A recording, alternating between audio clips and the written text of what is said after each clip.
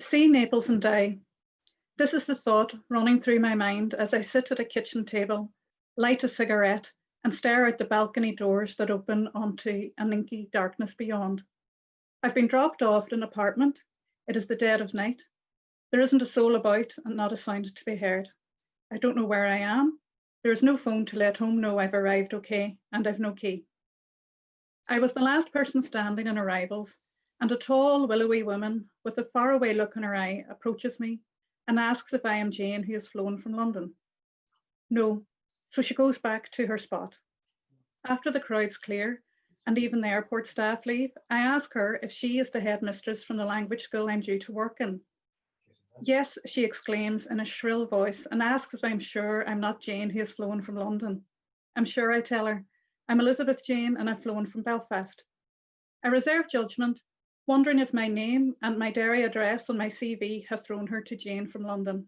But my instinct tells me to be wary of this woman with the watery blue eyes. She tells me someone will come and collect me the next day. They don't. A friend who did a rail trip around Europe said to me before I left that he and his mate had got off at the station at Naples, took one look outside, and got back on the train and went straight back to Florence. He didn't want to burst my bubble, but I should be wary. My guidebook warns of the best thieves in the world here. It advises that if you must carry a bag, to keep it on the street side of the road so thieves and mopeds can't steal it. Later in the day, the front door opens and I can hear a person moving in the kitchen. I venture in and I'm greeted with a tanned, friendly man with a beard. He is an American who teaches at the school. He didn't know I was coming, but this is par for the course. He showed me how to get to the school and got me a key and took everything to do with me, unlike the headmistress, who I called Strega, after an infant in one of my classes told me the word when he pointed to a picture of a witch I'd drawn for Halloween. She told me that she'd bring me to the other school in Naples so that I'd know the way for when my classes started. She drove me 2 days in a row, even though I was to get the train. She was a nightmare. Oops. I'm wary on my first trip out to explore, but it isn't the beggars, heroin casualties, hookers, or the unsavories that greet me at Central Station that alarm me, but the traffic. It'll cost you as soon as you step out from the cover of the station. The light of a wide open sky glares over an expansive square of cars, buses, trams, people, horns, bells, shouts, scrapes, and brakes, and there are no road markings that I can see. Everyone is going where they want to go, so I do the same. I make a run for it and fly past the traffic and obstacles to arrive sometime later unscathed at the far side of the square. My rail trip friend is right. It is like a layer of hell from Dante's Inferno, but the trip across rewards me with glimpses of paradise. I walk down the glamorous Via Chiaia, past elegant shops like ones on Victorian Christmas cards, and I reach the shorefront. I am dazzled by the light on the bay and the wide expansive vista with Vesuvius to my left and the high slopes of buildings behind me, arcing round the bay like theatre boxes with the sea for a stage. Standing at Castel dell'Ovo, I am as lost to the bay as Partenope, who drowned herself here after failing to lure Ulysses with her song. The students, children and adults alike, had a cruel nickname for her that I can't repeat, and they'd ask me how I was getting on with her. Her dizzy, faraway appearance hid a malevolent undercurrent. On one occasion, this headmistress brought me to a primary school for a meeting with a headmaster. I hadn't enough Italian at that stage, but I could get the gist of the conversation.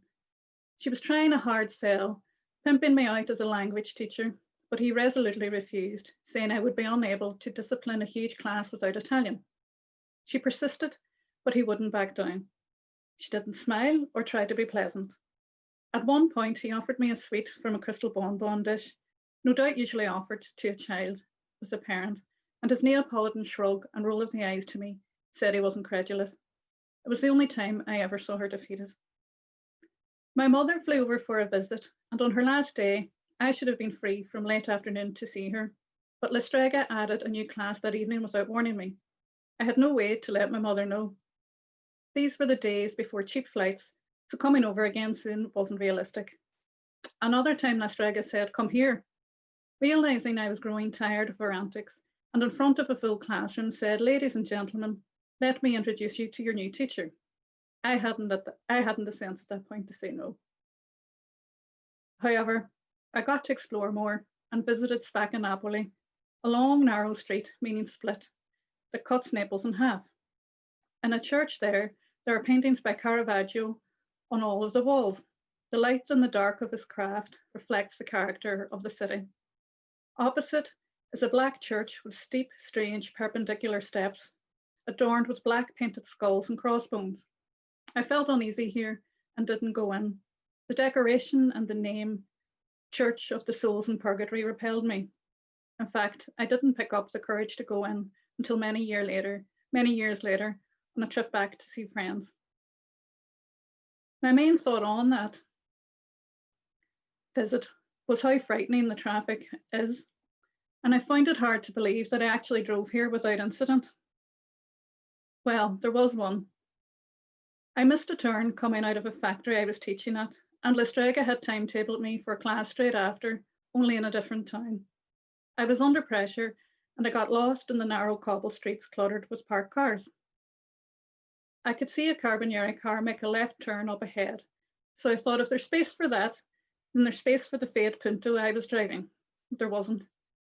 I got a bit down the street, but then got wedged between the lines of cars on either side. I accelerated, hoping to break through, but this pushed me higher between the cars and I was off the ground. I was in a terrible panic and boiling hot, so much so that the window steamed up. There was no one around. The Carbonieri disappeared off at the end of the road. I accelerated harder, and I clunkily and noisily rose up out of the car window sandwich and landed on ground again. I put the foot down, moving more freely, but I left a trail of wing mirrors and debris in my wake. I got to my class shaken, but remarkably the car had only 2 deep gashes in the passenger door. It took ages for my heartbeat to settle. The Strega didn't notice the door for some time, so I was able to lie to her happily that I didn't know what happened to the car the day before. She sent me to a class in a swanky neighborhood. I walked along the bay as far as Posillipo and got the funicular to Via Manzoni above.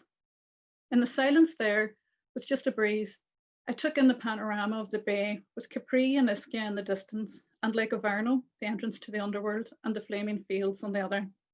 I was at peace here, and I found a tranquility that was at odds with the clamour and chaos of the city. The only fly in the ointment was Strega. Having been warned of the dangers of this place, the thieves, Vesuvius, the traffic, the biggest menace was the headmistress. I learned to my dismay that I wasn't getting paid what I was due.